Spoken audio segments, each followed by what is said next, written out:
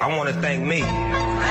TikTok, a palm-sized portal Baby, let me see it. to slick, quick, homemade videos. That's Abby Richards, one of the billion monthly users of the platform. I do feel like I personally enjoy it a lot. I just need breaks. Along with life hacks and magic tricks,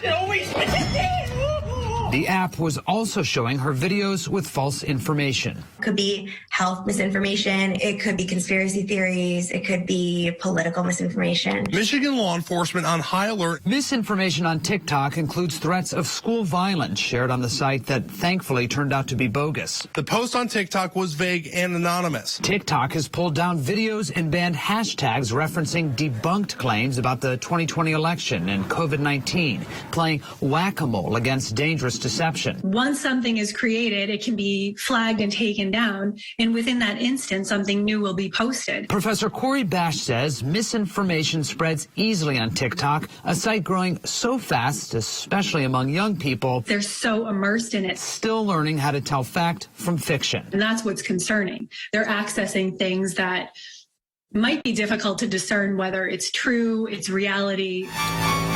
She points to this video with a baseless message. This is real. This is real. It begins showing a model struggling to walk, captioned, "Get vaccinated," they said. The woman eventually collapses. TikTok allowed the video to stay, but added a banner linking to vetted COVID information.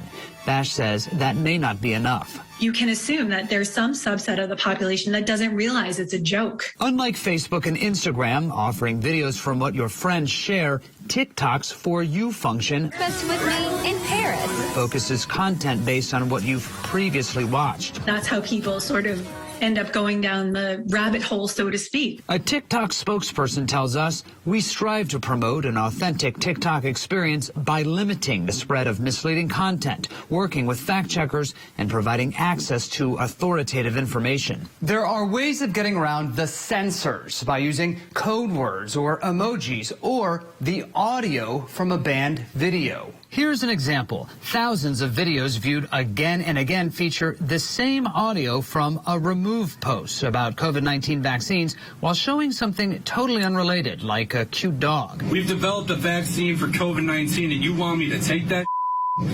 Thanks, but no thanks. TikTok creators do know and have shown signs that they are adept in circumnavigating and getting around TikTok's efforts. We found many of those posts with audio from the banned anti-vaccine video, like this one, don't have TikTok's banner linking to well-sourced information. The company is trying to educate its fans. So what is media literacy? TikTok tips teach how to avoid falling for inaccurate material. Being media literate is a key part of having a great TikTok experience. Rather than share something with unfounded claims, you can report it. Flag, post, and become part of the solution. Abby Richards, Me and my girl Olivia research disinformation on TikTok. now devotes some of her own TikToks to fighting misinformation, My videos take a lot of research. while pushing the site to weed out more of the bad stuff. It's just a very difficult task, but they should be doing it. I don't care. A big challenge for a big platform and its billion users. Patrick is with us tonight. Patrick, okay, a few things here. Blatantly false or misleading information or videos on TikTok, that's one thing. But there's this whole gray area. Somebody giving their opinion. Might be unpopular, or it's snark, it's a joke. You know, social media companies don't want to look like they're infringing on free speech. How do they walk that line at TikTok? It's really tough for TikTok. So look back at that video we just showed you of the model trying to walk down the runway where it said, vaccines, this is why this happened to me. That is a really tough one for them because it's clearly a joke, but it's a misleading video. So TikTok solves that by putting one of those disclaimers that we've all seen at the top of a video that takes you to reliable, vetted information that seems to be their answer. So it gets to stay on TikTok, but there is a big asterisk on there that they hope people click on. Gotcha. Okay. I've never seen it myself because honestly I do not use TikTok, but I found out in your package. Are people clicking on that link TikTok won't tell us.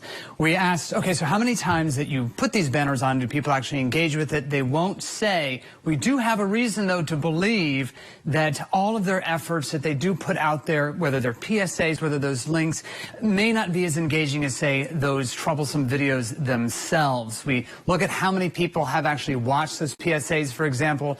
The numbers are very, very low versus some of the misinformation, misleading videos. Those have huge engagement because people are seeing things they've never seen before, and they're provocative. And you see a funny video that might be misleading. I think most people are savvy enough to know, but maybe kids aren't. Yeah.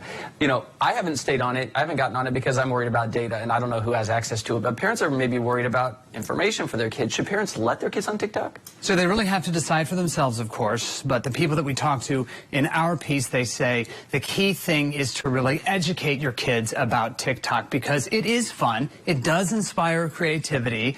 In doing the reporting for this, I went down my own rabbit holes with these videos. It's very engrossing, but at the same time, you are getting information. So the experts will say to parents, what you need to do is sit down with your kid and say, this is how you know what is true, this is how you know what's not true, and this is how you deal with sort of the gray area, and to start those conversations early. People always say they're weird rabbit holes. What did it take you down?